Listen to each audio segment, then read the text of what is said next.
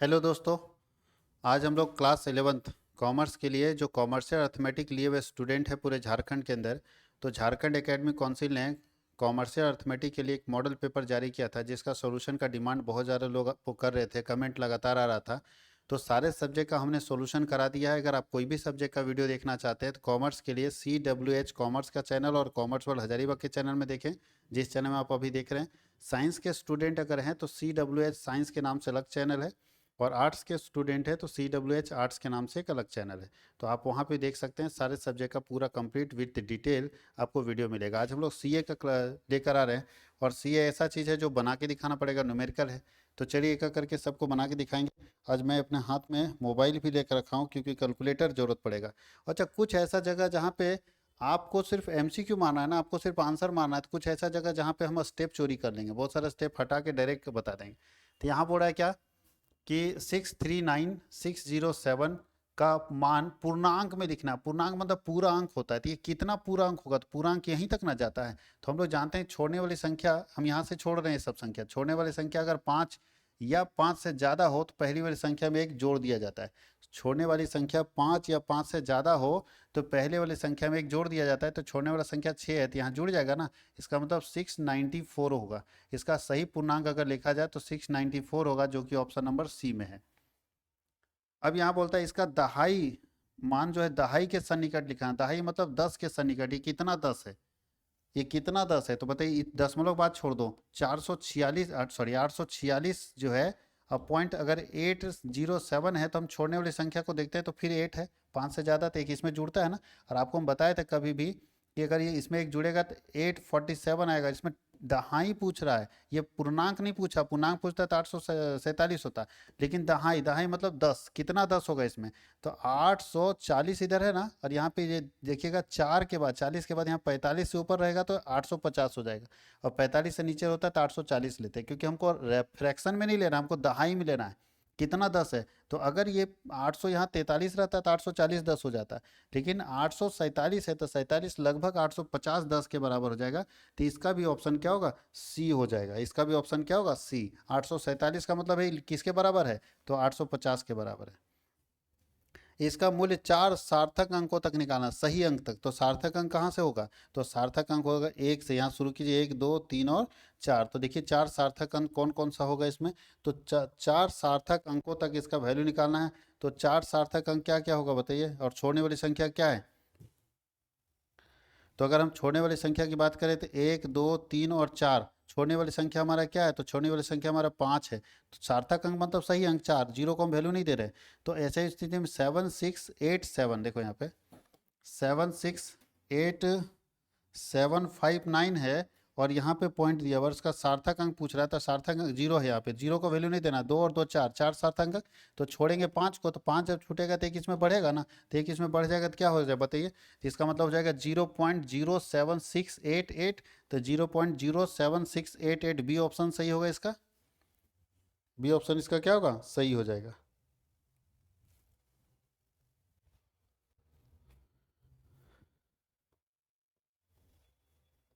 अब सार्थक अंक क्या होता है तो आपको जानना पड़ेगा। इसको स्टैंडर्ड फॉर्म में लाना है। स्टैंडर्ड फॉर्म में भाग का नियम बताए थे, 33 और 66 होता है। 33 और 66 मतलब दोनों, एक जिधर जाएगा दूसरा भी इधर जाएगा, ये इधर जाएगा तो ये भी इधर जाएगा। तो भाग में हमको स्टैंडर्ड फॉर्म में लाने के लिए एक नियम हमेशा याद रखना है कि पहले दूसरा, पहला संख्या को इग्नोर कीजिएगा। दूसरा संख्या जो है ना, इसमें एक अंक के बाद दशमलव आना चाहिए। क्या क्या करें, तो 198.9626 इंटू 87.538 है। हमको एक अंक के बाद दशमलव लाना है। किसी हालत में सेकेंड वाली संख्या, इस संख्या से कोई लेना देना नहीं। इस संख्या में एक अंक के बाद दशमलव आना चाहिए। दशमलव यहाँ पे आना चाहिए। तो यहाँ पे लाने के लिए, दशमलव को इधर लाने के लिए एक अंक इधर धकेलना पड़ेगा। तो आपको बताया, यहाँ देखो 33 का नियम यहाँ लगेगा। 33 क्योंकि दूसरा वाला इधर धकला रहा है, इधर धक्का दे रहे दूसरे वाले का, तो पहला वाला का भी इधर धक्का देंगे। तो अगर एक अंक इधर खिसकेगा तो एक अंक इधर भी खिसक जाएगा। तो क्या आ जाएगा, 19.8962। अच्छा डिवाइड था ना यहाँ पे, डिवाइड का साइन था, ठीक है। Divided by 8.7538। देखिए कहाँ पे है ये, कहाँ पे 19, ये तो होगा नहीं। 19.26 कैसे लिखा गया, क्वेश्चन गड़बड़ है क्या। अच्छा यहाँ पे और था, ठीक है 9626 था। चलिए ठीक है। अब अब देखिए 19.8926, 8926, 626 होना चाहिए ना, यहाँ मिस्टेक हो रहा है थोड़ा। 89, यहाँ पे गलती किया है, थोड़ा सा लिखा गलती है। 19 बाकी में तो किसी मिल ही नहीं रहा, 198 तो मिलेगा नहीं, 198 मिलेगा नहीं, 1 पॉइंट नहीं मिलेगा। तो 19.8926, 89626 यहाँ पे होना चाहिए, अब गलती हुआ है। 626 डिवाइडेड बाई 8.7538, ठीक है। यहाँ पे थोड़ा सा गलती हुआ है, 9 के बाद 6 छूट गया था इसमें ऑप्शन में, ठीक है। ऑप्शन में 9 के बाद क्या हुआ, 6 छूट गया था। अब इसको स्टैंडर्ड फॉर्म में लिखना बोलता है। यहाँ पे गुना का नियम में क्या होता है, 33 नहीं लगता है, यहाँ पे 36 और 63 लगता है, यानी उल्टा उल्टा चलेगा। फिर यहाँ बताइए, हमको एक अंक के बाद दशमलव लेके जाना है, तो एक अंक के बाद दशमलव इधर अगर इसका लेके जाते हैं तो इसका इधर भागेगा, तो इधर ले जाएंगे तो 3 अंक इधर खिसकेगा, तो इधर भी 3 अंक खिसकेगा। तो 3 अंक खिसकेगा तो क्या होगा, एक ये है, एक जीरो होगा, एक जीरो होगा, यानी यहाँ पे पॉइंट आएगा 0.0056 इंटू 7.82। देखिए 0.0056 इंटू 7.82 ये आ जाएगा। फिर से रिपीट करते देखिए, 5.6 है ना बाबू, और यहाँ पे 0.00782 है, तो हमको एक अंक के बाद ना दशमलव लेके जाना है, किसी हालत में एक अंक तो उधर धकेलना पड़ेगा 3 अंक, तो जब ये इधर धकलाएगा तो ये इधर धकलाएगा। गुना में उल्टा नियम है, देख लो, गुना का नियम है उल्टा, देख लो 36, ये देख, एक उधर जा रहा है तो दूसरा इधर जाएगा, एक इधर आएगा तो दूसरा इधर आएगा, ठीक है। तो यहाँ ऐसी स्थिति में हम लोग पहला क्या करें, उधर धकेल रहे हैं, मतलब ये वाला 36 वाला नियम लगेगा, तो जब ये उधर जाएगा तो ये वाला इधर आएगा, तो इसको कितना अंक उधर धकेल रहे हैं, 1 2 3 अंक के बाद, तो इसमें भी 3 अंक दशमलव इधर आएगा, तो 3 अंक आने के लिए एक अंक तो ये है ही, 2 अंक और 3 अंक यहाँ पे दशमलव हो जाएगा, तो इसका आ जाएगा 0.0056 इंटू 7.82, ये निकल जाएगा इसका स्टैंडर्ड वैल्यू।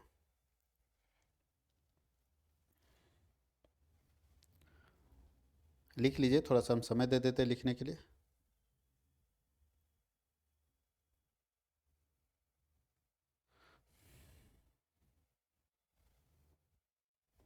अब देखिए क्वेश्चन बोल रहा है कि 1205 का स्क्वायर कर दीजिए। देखो इसका एक और तरीका भी बनाने का, 1205 का स्क्वायर नहीं करके एक और तरीका है जिसको कॉन्ट्रैक्टेड मेथड बोलते हैं। तो कॉन्ट्रैक्टेड मेथड हम आपको बताने भी नहीं जा रहे, सीधा 1205 का स्क्वायर करना है, तो 1205 कर दीजिए। कैलकुलेट कर लिए, उतना दिमाग नहीं लगाना है।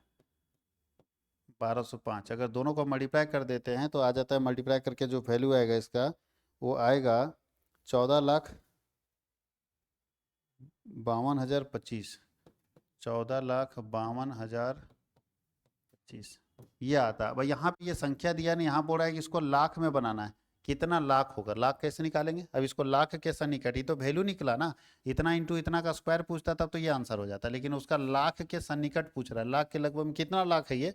तो चलिए लाख देखते, ध्यान दीजिएगा, इकाई दहाई सैकड़ा हजार 10,000 लाख, यहाँ तक जा रहा है ना, यहाँ तक जा रहा है ना। इसका मतलब है कि छोड़ने वाली संख्या 5 है, तो 5 वाली छोड़ने वाली संख्या रहती है, तो इस पहले वाली संख्या में एक जुड़ेगा ना, तो 4 था, ये 5 छोड़ने वाली संख्या थी, अब एक जुड़ जाएगा तो ये हो जाएगा 15, तो 15 लाख, देखो तो कहीं है 15 लाख, बी ऑप्शन इसका सही होगा।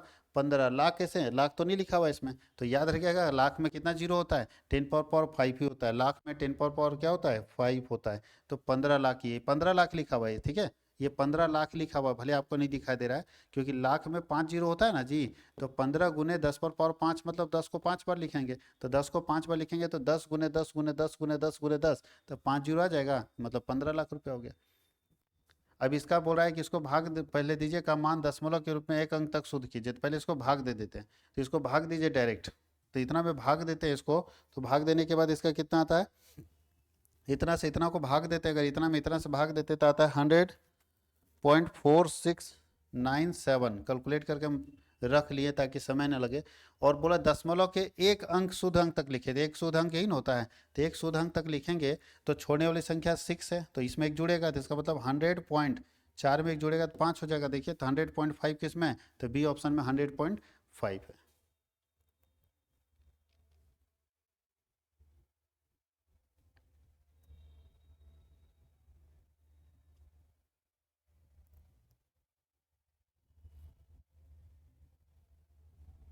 अब 8 में देखो स्टैंडर्ड फॉर्म अभी बता चुके, भाग में क्या नियम बताए थे, भाग में स्टैंडर्ड फॉर्म का क्या नियम बताया कि भाग में इसको इधर भेजना पड़ेगा एक अंक के लिए, तो अगर हम एक अंक के लिए स्टैंडर्ड फॉर्म को इधर भेजते हैं तो ऐसे केस में क्या होगा बताइए।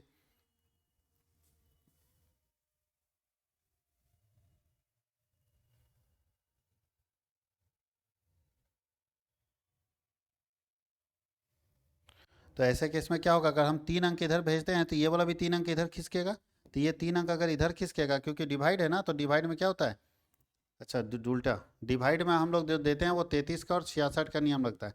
तो एक अगर इधर खिसक रहा है तो दूसरा भी इधर खिसकेगा, तो दूसरा इधर खिसकेगा तो क्या हो जाएगा इसका बताइए, ये इधर नहीं खिसक के उधर ही खिसकेगा। तो ऐसी स्थिति में ये 3 अंक इधर खिसकेगा, ठीक है, यहाँ पे ये नियम लगेगा 66 वाला, एक इधर जा रहा है तो दूसरा भी इधर जाएगा, यानी पहले अगर ये वाला इधर जाएगा तो ये वाला भी इधर जाएगा, तो 3 अंक ये खिसकेगा, 3 अंक यहाँ खिसकाएंगे, तो ये तो पूरा हो जाएगा 89005। तो देखो ये नहीं है, 89005, ठीक है, और यहाँ होगा 6.34, 6.34, तो ये वाला हमारा ऑप्शन से बिल्कुल सही हो जाएगा। 3 अंक इसको इधर खिसकाएं तो इधर वाला भी खिसक जाएगा।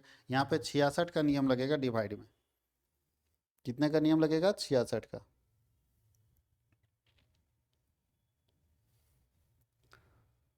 अब बताइए, बोलता है 6 किलोमीटर में कितना सेंटीमीटर, तो पहले बताइए 1 किलोमीटर में कितना सेंटीमीटर। तो 1 किलोमीटर में जो है ना बाबू, 1 किलोमीटर में 1 लाख सेंटीमीटर होता है, 1 किलोमीटर में 1 लाख सेंटीमीटर होता है, ठीक है। तो 6 किलोमीटर में कितना सेंटीमीटर होना चाहिए, आप लोग खुद बता दो। 6 लाख ना होना चाहिए, तो 6 लाख हो जाएगा। 6 लाख सेंटीमीटर होगा 6 किलोमीटर में, 6 लाख सेंटीमीटर होगा 6 किलोमीटर। कैसे, तो आपको बताए थे मिली, सेंटी, डेसी, लीटर, मीटर कर दीजिए, डेका, हेक्टो, किलोमीटर, यही ना होगा। अब यहाँ से जाना है यहाँ, किलोमीटर से सेंटीमीटर में कितना आता है, 10 10 ना समय रहता था, तो 1 2 3 4 5 गो, तो 5 जीरो हो गया। इसलिए हम लोग मान लिए कि एक जो किलोमीटर दिख रहा है ना उसमें कितना सेंटीमीटर होता है, तो 1 लाख सेंटीमीटर होता है, क्योंकि 5 जीरो उसमें पड़ता है।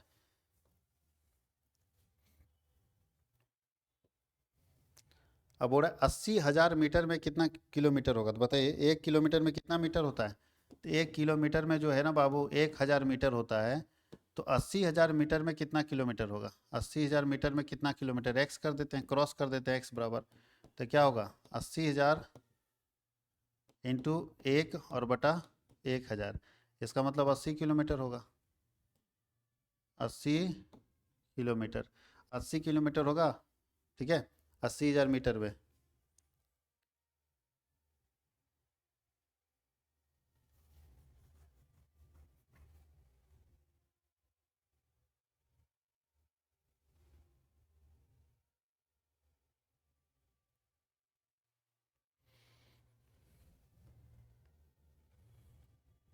अब देखिए क्वेश्चन लिखा है एक्स का 10% वही है जो वाई का 20%, यानी एक्स का मतलब गुना 10% वही है, बराबर है वाई के 20%, तो वाई का 20%, 20/100, एक एक जीरो से उड़ा दीजिए, इसका मतलब कितना आएगा ये, x/10 बराबर 2y और बटा 10, तो 10 10 उड़ गया। तो यहाँ पे बताइए x और y का रेशियो क्या है, x=y अगर हम करें तो 1:2 का ना रेशियो हो जाएगा, 1:, सॉरी उल्टा 2:1, 2:1, क्योंकि क्रॉस होगा ना, क्रॉस होगा तो क्या होगा y के साथ, तो y इधर चला जाएगा ना, 2:1 के रेशियो में आ जाएगा, इसका जो रेशियो आएगा 2:1 के रेशियो में आ जाएगा। तो 2:1 इसका सही जवाब होगा, 11 का 2:1। यहाँ पे थोड़ा गलत दिया हुआ है आपका, 2:1 इसलिए क्योंकि x का 10% और y का 20%, तो x का मान लीजिए x हमारा संख्या अगर 10 होगा तो 10% इसका कितना आता है, 1 आता है, और y का अगर 5 होगा तो इसका 20% 1 आता है, तो इसका मतलब है 2 पहले होना चाहिए था, 2:1, यानी ये संख्या ज़्यादा होना चाहिए, संख्या क्या होना चाहिए, कम, तो 2:1 का रेशियो इसमें आएगा, कितना का रेशियो आएगा, 2:1। थोड़ा ध्यान दीजिएगा, आपके बुक में ये गलत आंसर दिया हुआ है, आपके बुक में आंसर दिया 5:1, जो कि गलत है, नहीं होगा ऐसा, है ना, इसको सुधार लीजिएगा। आप बुक बोलते हैं, आपका जो मॉडल सेट है उसमें गलत आंसर दिया हुआ है, ये आंसर सही है, 2:1।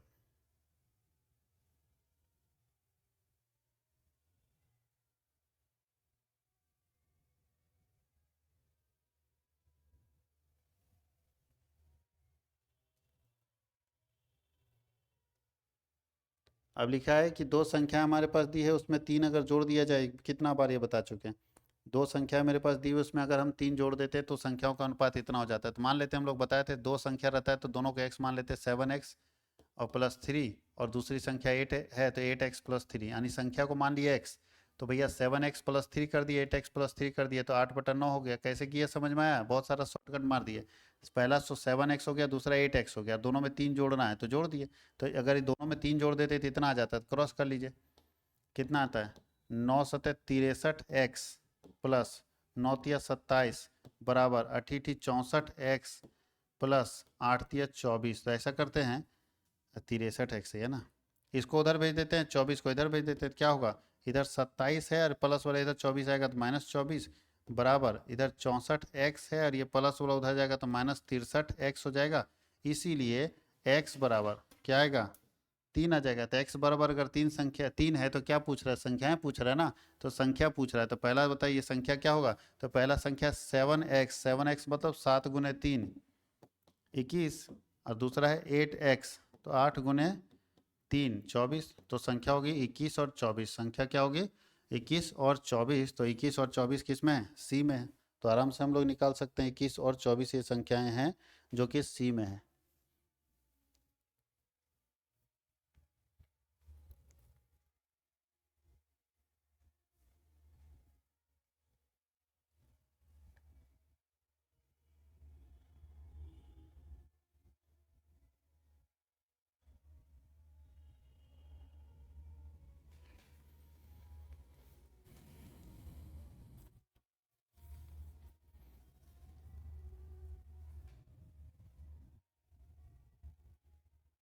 चलिए बन जाना चाहिए। अब एक क्वेश्चन ये है,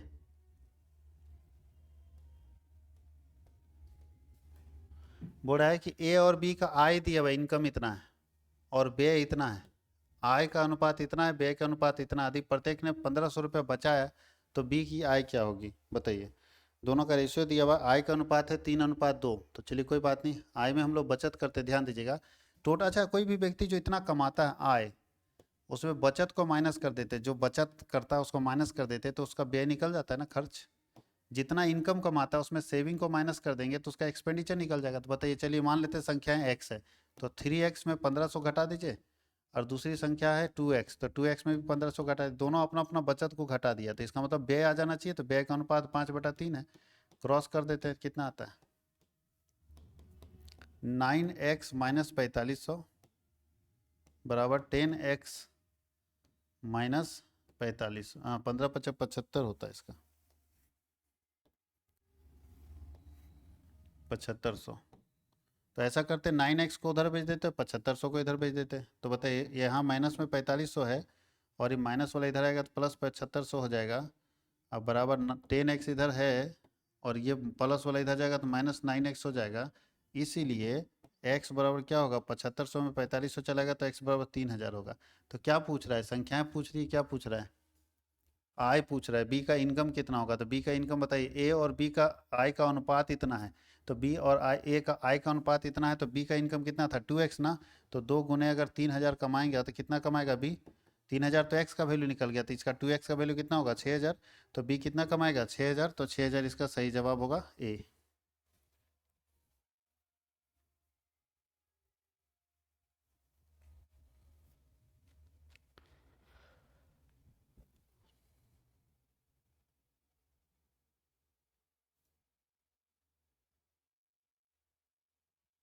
चलिए वीडियो को स्टॉप करके फिर लिख सकता है, कोई दिक्कत नहीं।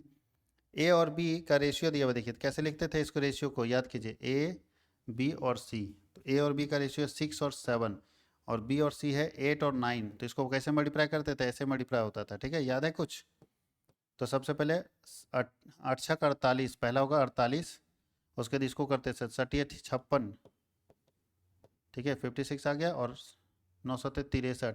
तो ये रेशियो होगा 48, 56 और 63। 48, 56 और 63 का रेशियो बन जाएगा। कैसे मल्टीप्लाई करते हैं याद है ना? पहले ऐसे फिर ऐसे फिर ऐसे। तो ये हम लोगों का बन गया रेशियो।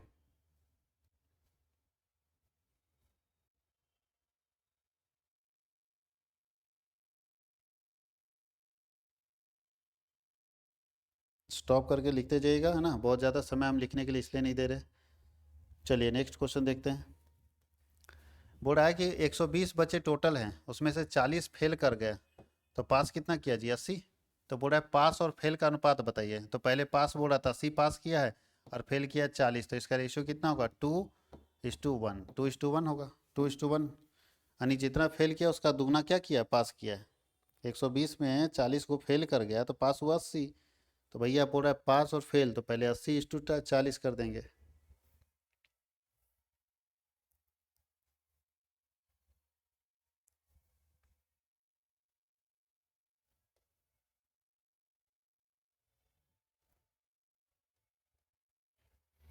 बोलता है एक्स और वाई का अनुपात है 9:5 और वाई का वेतन है 6। अब सोचिएगा, ठीक से समझिएगा, एक्स और वाई, एक्स का है 9 और इसका है 5। अच्छा, 5 हिस्सा के लिए इसको 600 रुपया कमाई मिलता है, तो एक्स का वेतन कितना होगा। तो 5 हिस्सा के लिए अगर 600 मिलता है तो एक्स का देखो कैसे निकालेंगे, ठीक से समझिएगा। 600 मिलता है 5 हिस्सा के लिए, तो 5 से भागा दे दीजिए, तो 9 हिस्सा के लिए कितना आएगा। 5 से अगर भागा दे देंगे तो कैसे निकलेगा, ये इस तरह नहीं निकल सकता है, हालांकि यही वो सेम ही होगा, कोई दिक्कत नहीं। तो 9 हिस्सा के लिए 9 से कर दीजिए, कितना आता है, 12×5 = 60। तो 92 होता है, 1080 रुपया है। 1080 रुपया इसका सही जवाब होना चाहिए। 16 का 1080 रुपया सही जवाब होना चाहिए, 16 का डी। फिर से देखिएगा, 600 रुपये वाई का ना वेतन है, तो वाई 600 रुपया कमाता है, कितना हिस्सा, तो 5 हिस्सा में 600 कमाता है, तो 600 को 5 से भागा देते, एक हिस्सा का निकल गया, और फिर 9 से गुना कर देना। यहाँ पे देखिए क्या होगा, x अनुपात x/4 समानुपात 18/24, इसको क्रॉस कर दीजिए, तो क्या होगा, 24x बराबर क्या होगा, 18 चौके 72, इसीलिए x बराबर क्या होगा, 72/24 करेंगे तो x बराबर क्या निकल जाएगा, 3। x बराबर 3 निकल गया।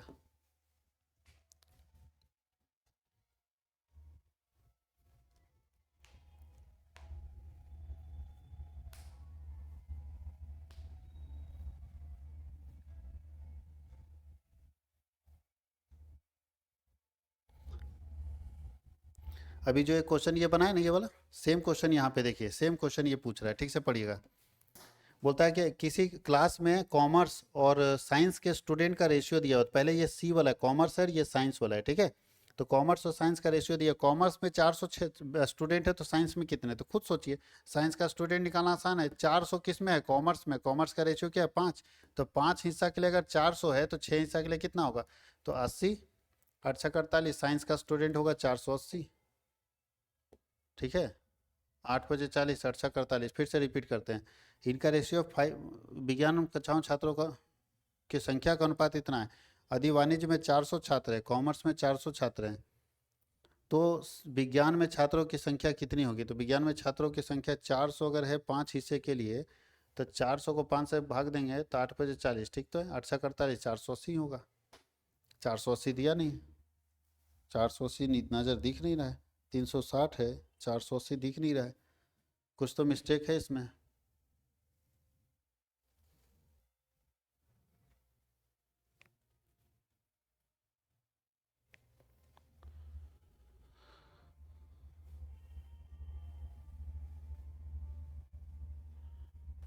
छात्रों की संख्या का अनुपात, यदि वाणिज्य में 400 छात्र हैं तो विज्ञान में छात्रों की संख्या बताइए, गलत है। कॉमर्स में ये आंसर दे दिया 400, बताइए 400 कैसे होगा, कॉमर्स में 400 छात्र है तो उसका ही अनुपात है 5, और साइंस का अनुपात है 6, तो भैया 5 अनुपात है 400 छात्र है, तो 6 अनुपात है तो उससे ज़्यादा ना होना चाहिए, तो इस ऑप्शन को ठीक कर लीजिएगा, 480 कर दीजिएगा, बी ऑप्शन है इसका, 480 कर दीजिएगा, ठीक है, गलत है।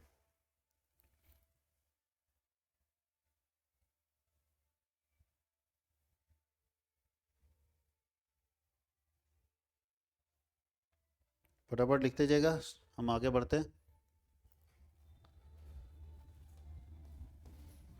क्वेश्चन क्या बोल रहा है, यदि 10 ग्राम का मूल्य इतना है, तो 1 केजी का, भैया 10 ग्राम में अगर 1 रुपया 245 होगा, तो 10 ग्राम में, तो 1 केजी में कितना ग्राम होता है, 1000 ग्राम, तो 10 ग्राम का इतना है, तो फिर इसे 10 से भागा दे दो और 1000 से गुना कर दो, क्योंकि 10 ग्राम का इतना है तो 1 ग्राम का निकल जाएगा, तो काट दो इसको, तो इसका मतलब है कि 124 रुपया 50 पैसा ये आएगा, कीमत 124 रुपया 50 पैसा ये आएगा, ठीक है। 10 ग्राम का इतना है तो 10 से भागा दीजिए, 1 ग्राम का निकल गया, 1000 से गुना कर दिए, क्योंकि हम लोग जानते हैं कि 1 केजी में 1000 ग्राम होता है। अच्छा, 100 रुपया पर कमीशन इतना मिलता है, तो 10,000 पर कितना मिलेगा, फिर वही है, 2 रुपया 125 पैसा मिलता है 100 रुपया पर, तो 100 से भागा दे दो तो 1 रुपया का निकल जाएगा, और 10,000 से गुना कर देना। तो भैया 2 जीरो कट जाएगा, तो इसका मतलब है मिलेगा 212 रुपया 50 पैसा, 212 रुपया 50 पैसा, जहाँ भी होगा वो सही है, 212 रुपया 50 पैसा पहले नंबर में ही है।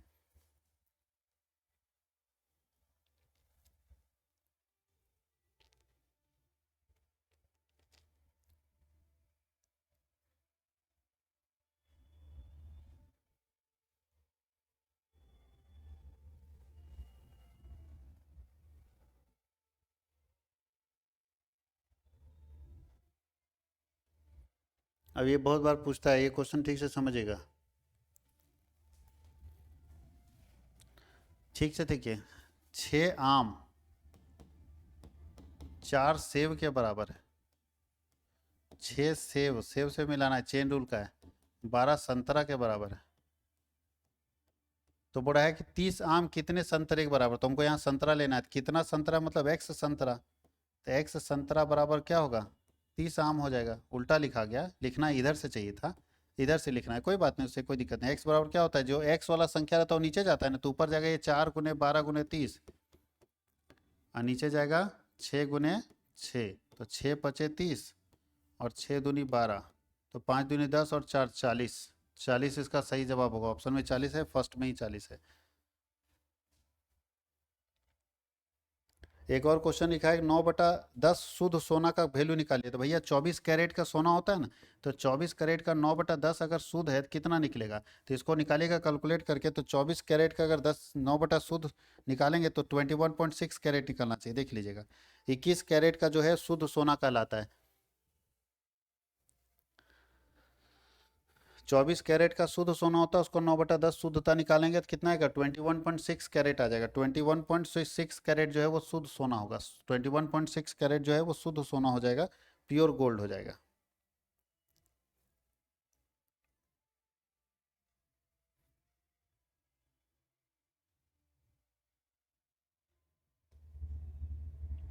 अब देखिए ये सब तो सिंपल है, क्वेश्चन पूछ रहा है कौन किसके बराबर है, सिर्फ हम हिंट कर देते हैं। देखिए 70 गाय कितने घोड़े के बराबर, तो मान लेते हैं एक्स घोड़ा, एक्स घोड़ा, हॉर्स बोलते हैं इसको, चलो इंग्लिश लिख देते हैं, हिंदी बोलो।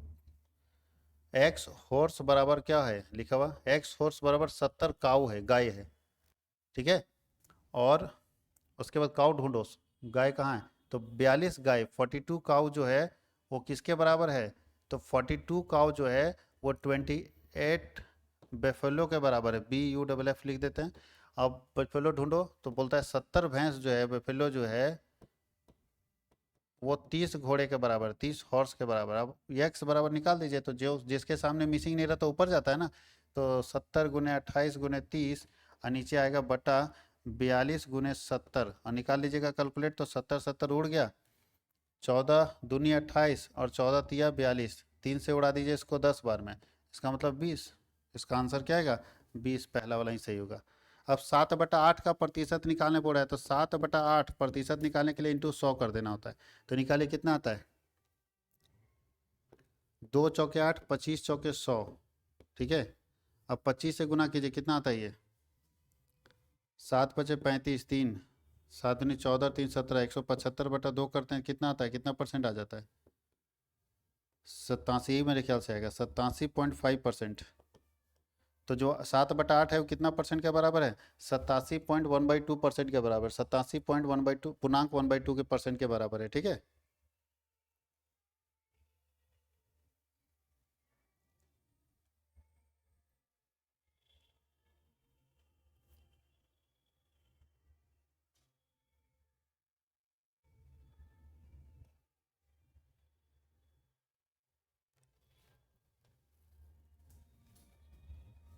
चलिए देखिए, एक विद्यालय में छात्रों की संख्या 60% है, यानी स्टूडेंट जो है बॉयज जो है वो 60% है, और छात्राओं की संख्या 520 है। खुद दिमाग लगे, तो छात्रों की संख्या पूछ रहा है, दिमाग लगाओ, देखो बॉयज करो, बॉयज तो गर्ल्स, अच्छा परसेंटेज क्या होता है, 100 ही ना होता है, तो बोल रहा है कि बॉयज जो है 60% किसी स्कूल में, तो 40% गर्ल्स होगी, क्योंकि 100% होता है।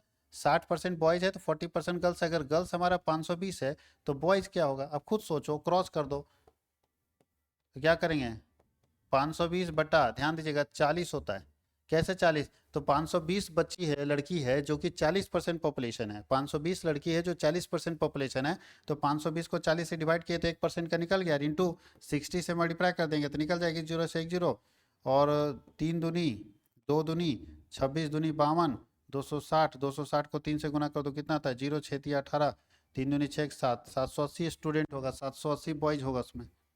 अब 50 प्लस 50 का 50%, बोर्ड मास मालूम है ना, पहले गुना का काम होगा, तो 50 प्लस 50 का 50%, तो 50 का 50% कितना आता है 25, तो 50 प्लस 25 अगर करेंगे तो 75 ना आ जाएगा। तो 75 इसका राइट जवाब होगा 75। अब कोई व्यक्ति बोलता है कि 3 डिस्काउंट देंगे, 25%, 20%, 10%, तो एक बट्टा बताइए, यानी तीनों जोड़ के टोटल कितना डिस्काउंट मिल रहा है। तो ऐसे निकालते हैं, यहाँ पे देख लो, यहाँ पे निकाल दे रहे हैं। तो सबसे पहले लेट कर लेते हैं प्राइस, 100 रुपया हम लोग मान लेते हैं। 100 रुपया का अगर सामान है तो सबसे पहले 25% छोड़ेगा। तो 100 रुपया का 25% निकाल लोगे ना आप लोग, 100 रुपया का 25%, 25 रुपया छोड़ देगा, तो बचा कितना 75 रुपया।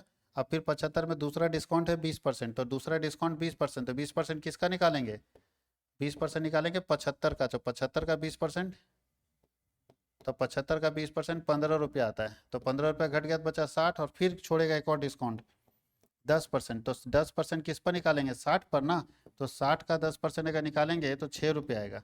तो 6 रुपया आएगा, तो इसका मतलब 54 रुपया। तो बताओ जी, कोई सामान में डिस्काउंट काट काट के लोग 54 रुपये में पहुंचा दिया, वह सामान हमको 54 रुपये में मिल रहा है, अवेलेबल हो रहा है। तो 54 रुपया में अगर अवेलेबल हो रहा है तो टोटल डिस्काउंट कितना मिला। तो सिंगल डिस्काउंट अगर निकालना है ना, तो सिंगल डिस्काउंट निकालने के लिए क्या करना होगा, सिंगल डिस्काउंट निकालने के लिए 100 रुपया का सामान था और अभी 54 में मिल रहा है, इसका मतलब है कि 46% डिस्काउंट मिल रहा है। कितना परसेंट मिल रहा है, 46% सिंगल डिस्काउंट मिल रहा है। कैसे निकालेंगे, तो जो ओरिजिनल प्राइस है उसमें लास्ट वाला प्राइस घटा देंगे, ओरिजिनल प्राइस में लास्ट वाला प्राइस घटा देंगे, तो सिंगल डिस्काउंट निकल जाएगा 46%। इसका ऑप्शन 46% सही होगा।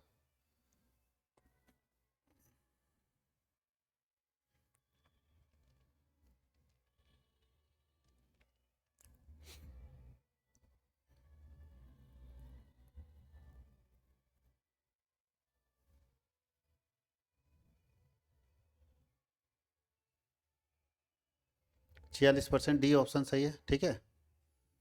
अब बताइए, एक 1100 का सामान जो है, 1100 का सामान जो है वो 1000 में बेचा जाता है, तो लॉस कितना, डिस्काउंट कितना होगा। तो बताइए, 1100 का सामान अगर 1000 में बेचा गया तो डिस्काउंट कितना होगा, 100 रुपया। कोई भी दिमाग लगाएगा। तो 100 रुपया डिस्काउंट हुआ, तो निकालिए, 100 रुपया डिस्काउंट हुआ कितने रुपए के सामान पर, 1100 के सामान पर, इंटू 100। तो एक दो जीरो कटेगा, तो अब बताओ 100/11 कर देंगे तो कितना आएगा, 100/11 करेंगे तो 9.1/11% आएगा। इसका मतलब इसका ऑप्शन क्या है, सी सही है। एक दुकानदार सभी वस्तुओं पर 10% छूट देता है, यदि कोई ग्राहक इतना रुपये में वस्तु खरीदता है तो उसे कितने रुपए चुकाने पड़ेंगे, बताइए। 1470 रुपये का सामान है और हर कस्टमर को 10% छूट देते हैं, तो इसको भी 10% छोड़ देंगे। तो 10% किसका छोड़ेंगे, 1470 का 10% छोड़ देंगे। तो 1470 का 10%, 147 रुपये जब छोड़ देंगे तो हमको चुकाना कितना पड़ेगा, 7 3 10, 4 1 5 और 2 7, 1323 रुपये चुकाना पड़ेगा। कितना चुकाना पड़ेगा, 1323 रुपये चुकाना पड़ेगा। खुद सोचो, 1470 का सामान है, 10% छोड़ेगा तो हमको 1323 रुपया देना पड़ेगा। ये सब तो कॉमन सेंस का चीज़ है।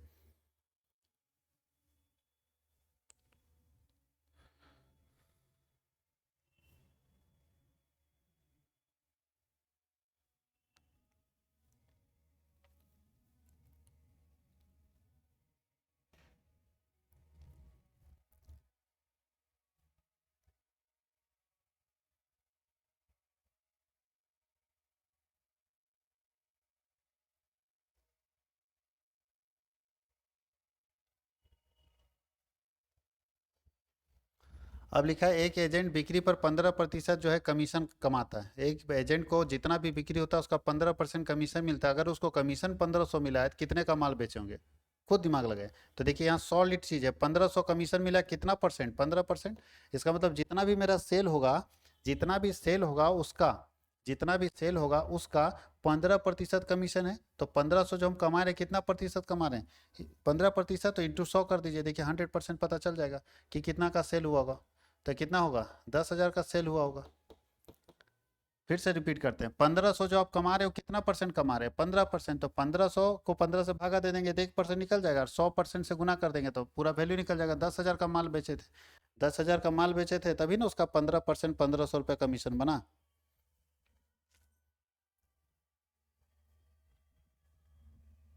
अब बोल रहे एक एजेंट को 5% कमीशन मिलता है और एक 1% और कमीशन मिलता है, यानी टोटल मिला कितना परसेंट, 6% कमीशन मिलता है। अगर 1240 रुपये का बेचता है तो उसका कमीशन बताइए।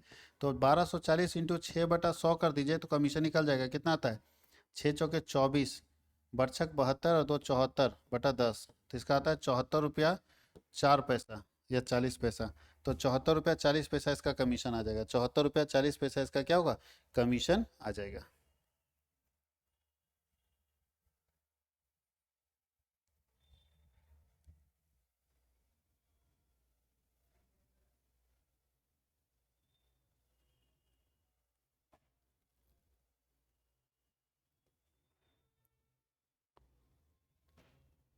बोल क्या रहा है यहाँ पे कि 210 रुपया के रेट से एक दलाल जो है 210 रुपया के रेट से 21,000 का शेयर बेचता है। तो बताइए 21,000 का शेयर बेचता है और एक शेयर का दाम 210 रुपया, इसका मतलब 100 शेयर बेचता है। 21,000 रुपया का शेयर बेचता है ना, 21,000 रुपया का अगर शेयर बेचता है और एक शेयर का दाम 210 है, इसका मतलब 100 शेयर बेचता है। और दलाली में उसको 150 रुपये मिलता है, दलाली में 150। तो बोलता है प्रति अंश दलाली कितना होगा, एक शेयर में कितना दलाली। तो भैया अगर आपको 150 रुपये प्राप्त होता है, 150 रुपया कमाते हैं 100 शेयर बेच के, तो एक शेयर में दलाली आपको कितना मिला, 1.5 रुपये के लगभग में। एक शेयर का दलाली कितना मिला, 1.5 रुपये के लगभग में। कहीं कोई दिक्कत है, फिर से रिपीट करते हैं। 21,000 रुपया का शेयर बेचते हैं, एक शेयर 210 रुपये का था, इसका मतलब है 21,000 बटा 210 करते हैं तो 100 शेयर बेच रहे हैं। और 100 शेयर बेचने में अगर 150 कमाते तो एक शेयर में कितना कमाए, तो 1.5 रुपया कमाए। कैसे निकला समझ में आया, 150 100 शेयर में बेच के लाए, एक शेयर का कितना कमाया, 1.5 रुपया के हिसाब से कमाया इसका हम लोग ब्रोकरेज दलाली।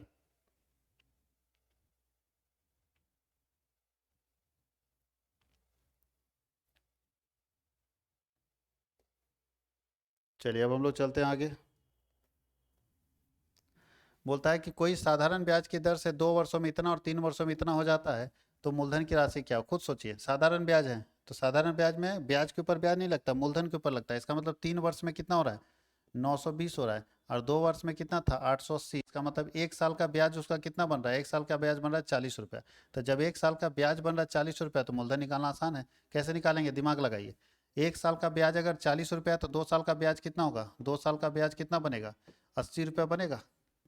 कैसे, एक साल का 40 रुपया और हम लोग जान रहे साधारण ब्याज है, ब्याज के ऊपर ब्याज नहीं लगता है। तो एक साल का 40 रुपया तो 2 साल का 80 रुपया, तो 2 साल का पूरा मिश्रधन हमारा 880 रुपया है। 2 साल में हमारा टोटल 880 रुपया बना, जिसमें 80 रुपया ब्याज का बना। तो मूलधन कितने का निकला है, तो पी बराबर कितना हो जाएगा, 800 रुपया। तो पी बराबर हमारा 800 रुपया निकलेगा, याद रखना। कोई धन 10 वर्षों में दुगना हो जाता है तो इसे 3 गुना होने में कितने वर्ष लगेंगे, खुद सोचिएगा। अगर पी बराबर 100 रुपया है तो ये दुगना होता है 10 सालों में, तो 3 गुना होने में कितने साल लगेंगे, खुद दिमाग लगाइए। तो अमाउंट अमाउंट बराबर क्या हो जाएगा, अमाउंट बराबर होगा, अच्छा दुगना होता है 10 वर्षों में। चलिए तो पहले इसका रेट निकालिए तभी तो पता चलेगा। दुगना अगर हो जाता है तो बताइए अमाउंट 200 कितने साल में हो जाता है, तो टी बराबर दिया है 10 ईयर्स में, 10 साल में। तो 10 साल में अगर दुगना हो जाता है तो इसका मतलब है इसका रेट कैसे निकालेंगे, तो इसका रेट बराबर क्या होता है, SI into 100/P into T। तो बताइए SI कितना निकला, सिंपल इंटरेस्ट कितना निकलेगा, 100 का 200 हो गया, 100 वाला 200 हो गया, तो सिंपल इंटरेस्ट 100 हो गया, 100 इंटू 100 अटा P बराबर 100 और इंटू T बराबर टाइम कितना है, 10 साल है। तो बताइए कटा, तो भाई इसका मतलब 10% के हिसाब से होगा। अब निकालिए, फिर आगे चलते हैं। 10% मिल गया ना। अब बोलता है 3 गुना कितने वर्षों में हो जाएगा, इसका मतलब है कि 3 गुना होने के लिए क्या करना होगा, अब हमको वर्ष निकालना है, मतलब क्या निकालना है, टाइम निकालना है। तो टाइम बराबर क्या होगा, SI इंटू 100 अब भाई P इंटू आर हो जाएगा। तो बताइए 3 गुना होगा अगर पैसा, 100 का 3 गुना हो जाएगा, 300 हो जाएगा। तो साधारण ब्याज तो 200 हो जाएगा। तो साधारण ब्याज 200 होगा इंटू 100 और बटा P बराबर 100 इंटू रेट बराबर कितना है, 10%। तो 2 जीरो 10% से काट दीजिए 10 बार में। इसका मतलब कितना साल लगेगा, 20 साल लगेगा। 20 साल में 3 गुना होगा।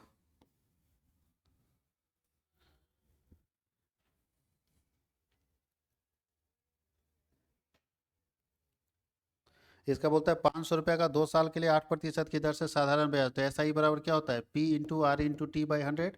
तो निकालिए P बराबर कितना है, 500 इंटू 8%, 8/100 और इंटू 2। निकाल लीजिए वैल्यू कितना आता है, 8×5 = 40, 80 रुपये का इंटरेस्ट हो जाएगा। कितना का ब्याज होगा, 80 रुपये का ब्याज हो जाएगा। क्वेश्चन अगर देखा जाए ना तो बहुत टफ नहीं है, हाँ समझना पड़ेगा, पेशेंस रखना पड़ेगा, तभी आपसे क्वेश्चन बन पाएगा। अगर आप पेशेंस नहीं रख पाएंगे तो क्वेश्चन आप नहीं बना पाएंगे, यहाँ पे फंस जाएंगे, फंसने का डर रहेगा।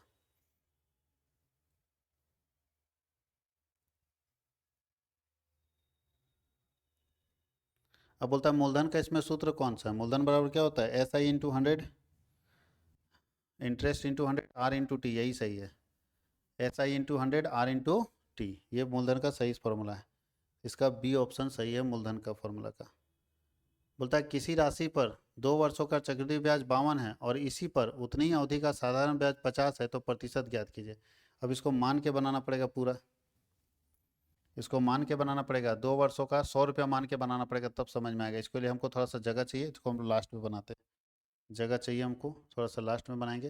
बोलता है यदि 20 घड़ियों का क्रय मूल्य 15 घड़ी के विक्रय मूल्य के बराबर, तो यही खत्म हो गया, तुरंत बन गया। देखो 20 घड़ी को जितना हम खरीदते हैं उतने में 15 घड़ी को बेचते हैं, इसका मतलब 5 घड़ी का फायदा हुआ है, 5 रुपया फायदा हो रहा है 15 रुपये के ऊपर, इंटू 100, तो 5 दिया 15, तो 3 से 33.33% जो हमारा लाभ का प्रतिशत है।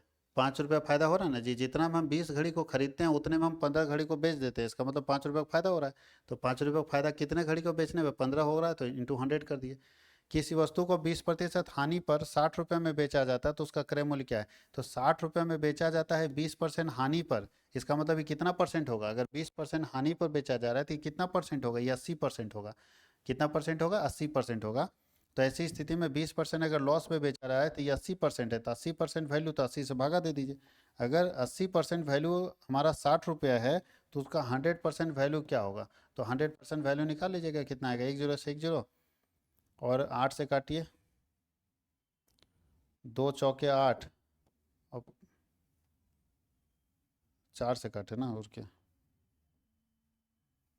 2 चौके 8 और 5 दूनी 10, अब 4 से काटिए 15, इसका मतलब 75 रुपये आएगा। इसका कितना आएगा? 75 रुपये इसका वैल्यू निकालेंगे हम लोग, 75 रुपये इसका वैल्यू आएगा। ठीक है, कितना वैल्यू आएगा? 75 रुपये के बराबर इसका वैल्यू आएगा।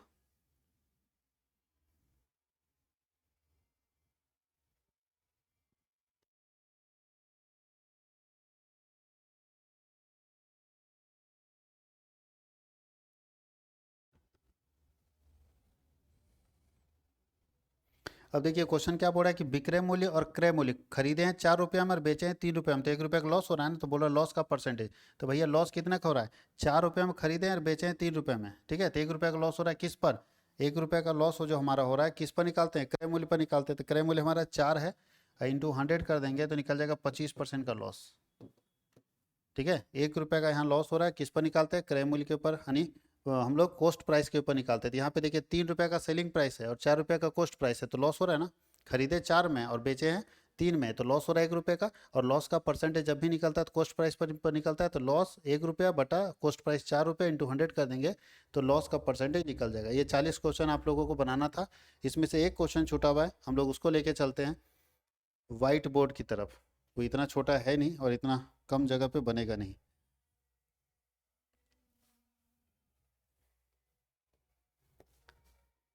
चलिए इसी को तो हम लोग को बनाना है, तो हम लोग इसका स्क्रीनशॉट ले लेते हैं।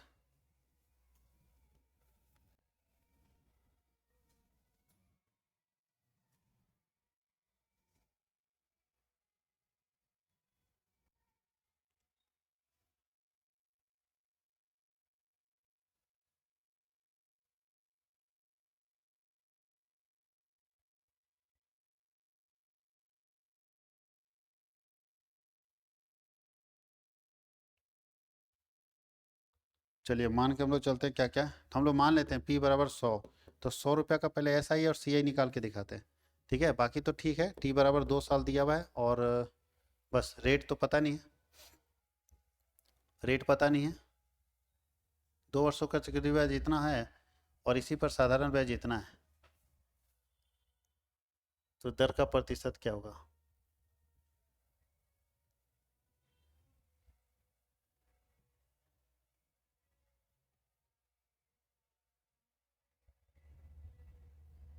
ऐसे ही पता चल जाना चाहिए, 2 वर्षों का है ना।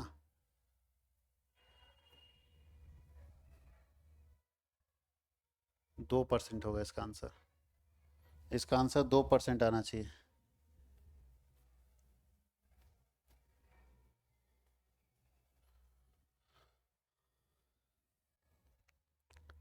P निकालने का सिस्टम अलग है, दिमाग लगाइए खुद। 2 साल का साधारण ब्याज 50 रुपया है, तो 1 साल का साधारण ब्याज कितना होगा? 25 रुपया होगा ना।